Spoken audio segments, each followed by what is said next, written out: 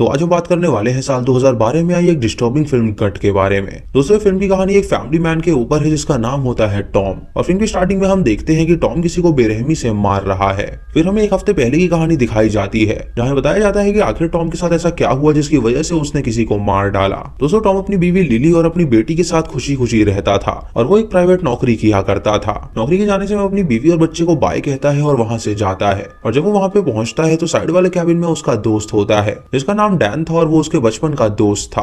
दोस्तों Dan horror films का बहुत बड़ा फैन था और बचपन में वो दोनों साथ में ही मूवीज देखा करते थे।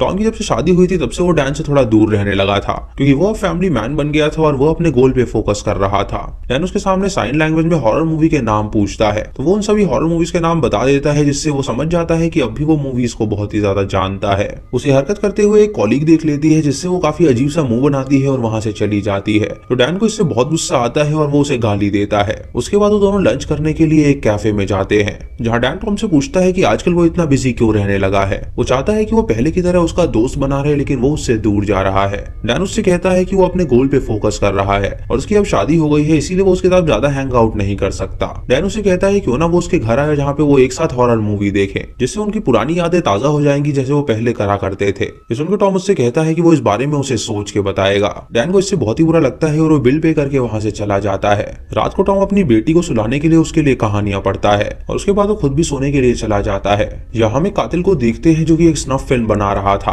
और उसने ऊपर कैमरा रखा हुआ था और एक लड़की को बांध के उसने लेटा रखा था। वो लड़की जब होश में आती है तो वो चिल्लाने लगती है और तभी वो कातिल अपना स्पेशल नाइफ निकालता है और उसका पेट काट देता है और उसे काटने के बाद वो उसके पेट के अंदर हाथ डाल के उसकी अतड़ियां बाहर निकाल देता है जिससे उस लड़की की वहीं पे मौत हो जाती है। अब दोस्तों ये कातिल कौन था ये आपको आगे पता चलेगा। अगली सुबह डैन जब काम पे आता है तो वो देखता है कि टॉम पहले से ही वहाँ पे मौजूद है। वो देखता है कि टॉम उसकी तरफ अब देख भी नहीं रहा जिससे उसे पता चलता है कि उसके अंदर उसके लिए कोई भी इंटरेस्ट नहीं है। लंच के समय वो उसके पास जाता है और उसे लंच के लिए पूछता है तो टॉम उसे मना कर देता है और उससे कहता है कि आज उसको भूख नहीं है जिसकी वजह से डैन अकेले ही कैफे में जाता है और वहाँ पे लंच करता है। रात को डैन जब अपने घर में होता है तो वो एक सीडी प्ले करता है क्योंकि टॉम और उसकी वीडियो थी जब वो 15 साल के हुआ करते थे और तब वो मूवीज के बारे में हमेशा बातें किया करते थे। वो याद करता है कि उस वक्त वो बहुत ज्यादा अच्छे दोस्त थे लेकिन अब वो दोस्ती धीरे धीरे टूटती जा रही थी। अगली सुबह डैन जब काम पे आता है तो देखता है कि टॉम वहाँ पे मौजूद नहीं है जिससे उसे काफी अजीब लगता है और वो सोचता है कि आखिर वो कहाँ गया होगा। उसकी बीवी को कॉल करता है और उससे पूछता है कि टॉम आज काम पे क्यों नहीं आया।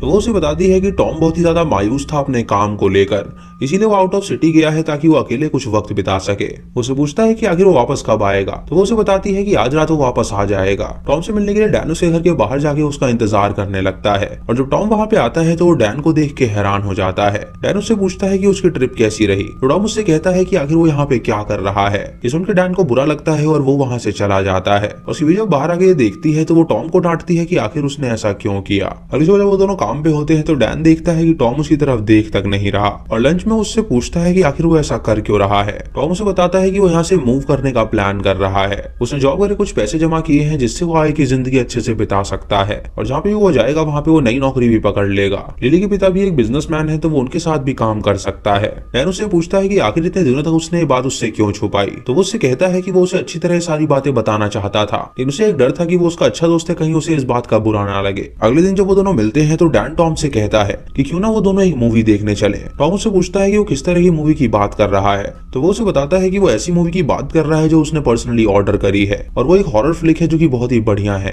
तभी वहाँ पे सैली नाम की एक वेट्रेस आती है जो कि उनका ऑर्डर लेती है और डैन सैली से फ्लर्ट करता है जिससे उसे पता चलता है कि वो उसे लाइक करता है। रात को दोनों उस फिल्म को देखते हैं जो कि कोई और नहीं बल्कि वही स्नफ फिल्म थी जो कि उस कातिल ने बनाई थी। यानी दोस्तों वो कातिल स्नफ फिल्म बनाता था और डार्क वेब पे उसे बेच दिया करता था और डैन एक डार्क वेब का यूजर था जिसने उससे वो खरीदी थी। टॉम जब उस फिल्म को उसके साथ देखता है तो उसे बहुत ही ज्यादा अजीब फील होने लगता है। वो काफी ज्यादा डिस्टर्बिंग थी जहाँ उस कातिल ने एक लड़की को काट के उसकी अतड़ियां निकाल दी थी। उससे इसे बहुत ज्यादा अजीब लगता है इसीलिए वो तुरंत वो फिल्म छोड़ के घर चला जाता है। रात को टॉम जब सोने की कोशिश कर रहा होता है तो उसके दिमाग में वही फिल्म चल रही होती है क्योंकि वो उसके दिमाग से नहीं उतरी होती क्योंकि वो बहुत ज्यादा खौफनाक थी।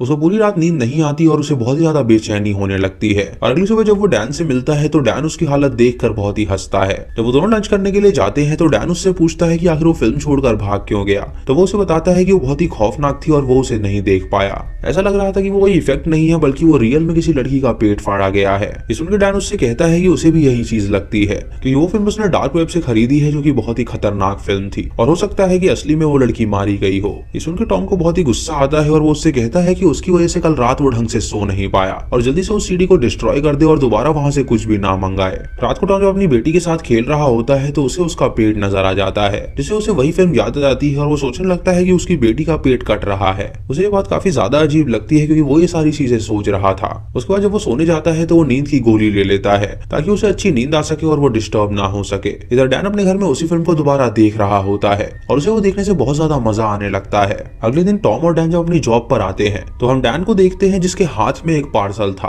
और उसके अंदर एक और फिल्म थी जो कि उसने उस साइट से ऑर्डर करी थी। उसके बाद जब वो कैफे में जाते हैं तो सैली उनका ऑर्डर लेने आती है, जहाँ डैन उससे कहता है कि आज वो बहुत ज्यादा सुंदर लग रही है। सैली को उसका एक कॉम्प्लीमेंट बहुत ज्यादा पसंद आता है और वो उसे अपना नंबर भी देती है। उसके जाने के बाद डैन टॉम को कहता है कि उसने आज एक और फिल्म ऑर्डर करी है तो क्यों ना वो उसके साथ वो फिल्म को देखे। टॉम उससे कहता है कि वैसे तो ये आइडिया अच्छा नहीं है, लेकिन वो उसके साथ वो फिल्म देखने के लिए तैयार है। शाम को वो दोनों वापस उसके घर जाते हैं और वहाँ पे वो फिल्म को देखते हैं जहाँ पे उस कातिल ने फिर से एक और लड़की को मार डाला था। उस फिल्म को देख के टॉम का दिमाग दोबारा खराब हो जाता है और वो अपने घर पहुंचता है, जहाँ वो अच्छे से नहाता है और अपने माइंड को फ्रेश करता है और उसके बाद वो तुरंत बेड पे जाके सो जाता है। तभी उसे एक सपना आता है जहाँ वो देखता है कि उसकी बीवी का पेट फटा हुआ है और उसके अंदर से पूरी अतड़ियां निकली हुई है, जिसे देखकर वो बहुत ज्यादा डर जाता है। और जब उसकी नींद खुलती है तो वो देखता है कि अब सुबह हो चुकी है। अगले दिन वो काम से छुट्टी लेता है और अपनी फैमिली के साथ वक्त बिताता है, जहाँ वो दोनों अपनी बेटी को पार्क में लेके जाते हैं और वहाँ पे एंजॉय करते हैं। इधर डैन टॉम की राह देख रहा होता है, लेकिन उसे पता चल गया था कि आज वो काम पे नहीं आने वाला। वो कैफे में जाता है और सैली के साथ दोबारा से फ्लर्ट करता है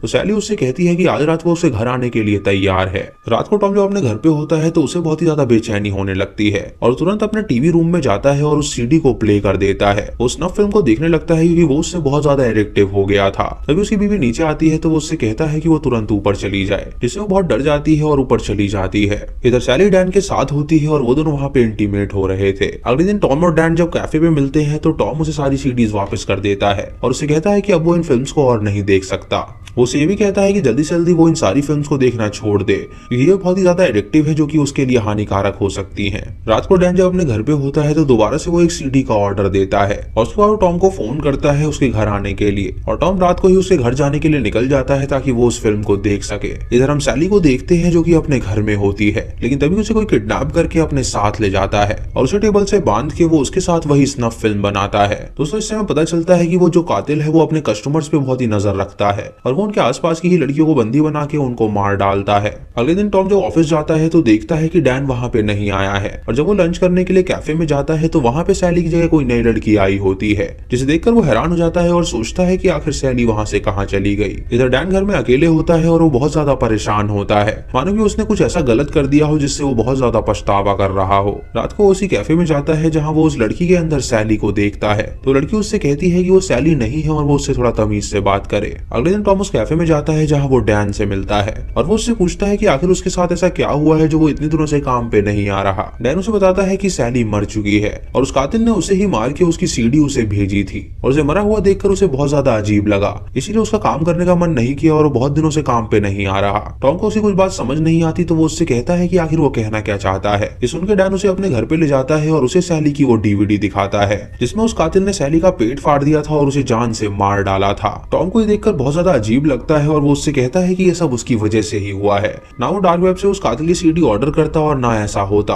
वो उसे पुलिस को कॉल करने के लिए कहता है ताकि वो कातिल पकड़ा जा सके, लेकिन डैन उससे कहता है कि वो जो ये फिल्म देख रहे हैं वो भी इलीगल ही है और ऐसा करने से वो लोग भी पकड़े जाएंगे। अब टॉम बहुत ही डर जाता है और वो हमेशा सतर्क ही रहता है और वो डैन से कहता है कि वो हमेशा लड़कियों से दूर रहे ताकि किसी और लड़की की जान ऐसे ना जा सके। वो उसे कहता है कि उन्हें पुलिस के पास जाना ही चाहिए, लेकिन डैन ऐसा करने से बिल्कुल इनकार कर देता है कि उसने कई सारी इलीगल साइट चलाई थी जिससे वो पकड़ा जा सकता था। टॉम उससे कहता है कि वो उससे बहुत ही ज्यादा खफा है, इसीलिए वो उससे बात नहीं करना चाहता और ये कह के वो उससे दोस्ती तोड़ देता है और वहां से चला जाता है। टॉम बहुत ही ज्यादा अलग रहने लगता है जिसके उसकी बीवी को भी उससे बहुत ज्यादा दिक्कत होने लगती है क्योंकि वो अब उस तरह से उससे प्यार नहीं करता जिस तरह वो पहले किया करता था। डैन अपनी जॉब छोड़ देता है क्योंकि उससे अब जॉब नहीं हो सकती थी। उसी गलती की वजह से एक लड़की मारी गई थी। एक रात टॉम अपनी बीवी पे ही बुरी तरह चिल्ला देता है जिससे उसकी बीवी उल्टा उस पर चिल्लाती है तो वो रोने लगता है। अगले दिन जब वो काम पे जाता है तो डैन उसे वहाँ पे कॉल करता है। तो टॉम उससे कहता है कि वो उससे बिल्कुल भी बात नहीं करना चाहता, उससे हमेशा के लिए दूर रहना चाहता है, तो वो उसे आइंदा कॉल ना करे। डैन के पास टॉम के अलावा कोई भी नहीं होता बात करने के लिए, इसीलिए वो उससे बार बार बात करने की कोशिश करता है। टॉम इससे बहुत ज्यादा स्ट्रेस ले लेता है,